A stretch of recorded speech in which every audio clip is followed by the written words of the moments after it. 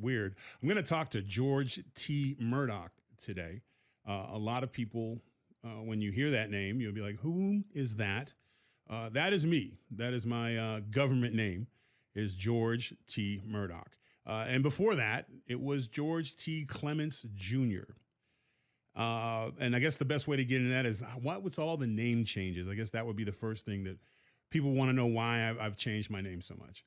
A lot of it has to do with roots, and by that, not having any in terms of long-term family connections. So a name often is an extension of your family tree, of your family history, of what makes you great. Like I am, back in the day when there was knights and shit, and they would come up and I am George, son of George, owner of the mountain over the top, and you have all these long things. I think Game of Thrones had the thing where like she was like, I'm the Targaryen princess of this, and I'm of this, and I'm the dragon slayer, and those who roll the mountains, and I own this, that, whatever. And then he's like, yeah, I'm Jon Snow. So in a lot of ways, I'm Jon Snow. Actually, even less than that, I'm Tyrus. I just cut it down. So how do I get to the beginning? So let's get to the beginning. So I was born in New Hampshire, in a small hospital in New Hampshire. And a lot of people will be like, wait, you say you're from Lynn, Boston,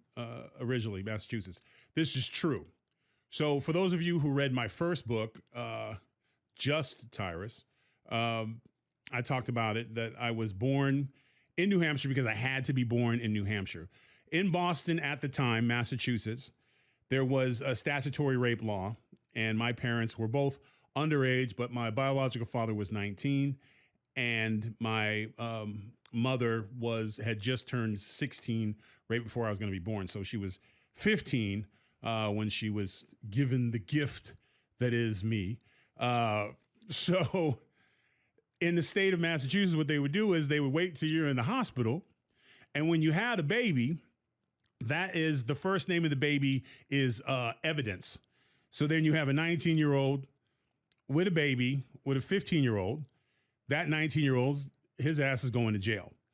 And so not to mention the fact that it also was not a very popular thing at the time for a black man and an underage white woman to be having a child together. So my biological father's family apparently knew the law very well. And spoiler alert, they were not lawyers.